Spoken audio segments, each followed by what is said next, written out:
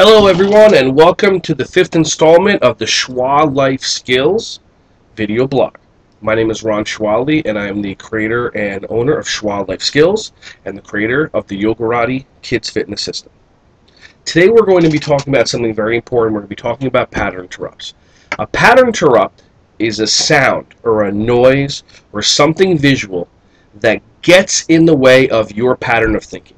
If your thought pattern is like this, and it starts thinking, you're thinking about your day, you're having a conversation, all of a sudden something happens, you hear a noise, you turn your head, your thought pattern goes over here. You're thinking about what happened with that noise, 2-3 seconds go by, all of a sudden you go back, and then you're having the conversation that you were just having before. Unless something else gets in the attention of your pattern. That way your thoughts were going one direction and now your thoughts are somewhere else.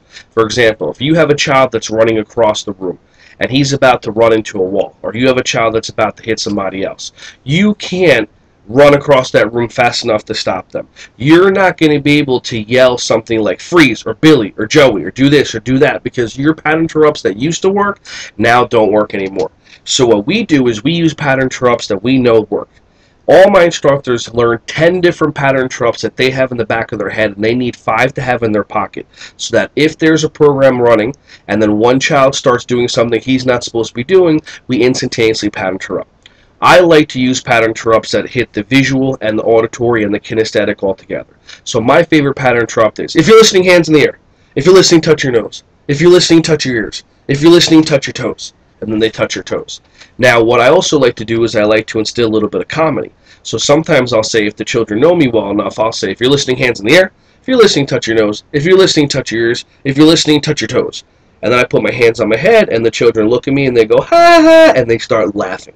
Comedy is a great way to add to a pattern interrupt. Other pattern interrupts that we use a lot. Imagine walking into a classroom or any room whatsoever, and all of a sudden just going, oh, oh, oh! I guarantee that every single person in that room, no matter what they were doing, is going to look at you. You have their attention for 2 to 3 seconds. It's up to you to choose what you do with their attention after that.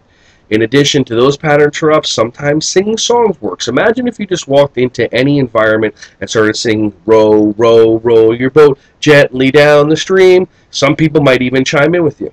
That's the whole entire point. A pattern interrupt is designed to stop that thought pattern in its tracks, to give you the opportunity to actually provide a teachable moment for the children. Other pattern interrupts work well. Sometimes, like I said, even installing comedy. I know this works a lot with some teachers when they go, and then the children follow along. What if they went, the children followed along, they went, and then the children did the same thing, and you would go and say, why are you guys hitting yourselves? The child would laugh. All the kids would get a kick out of it. That's the whole entire point. It's a pattern interrupt that gets all their attention, instantaneously stops them, so that you can provide a teachable moment, or you can stop a negative behavior from happening. Ron Shuali, Shua Life Skills. Breathe in and Shua.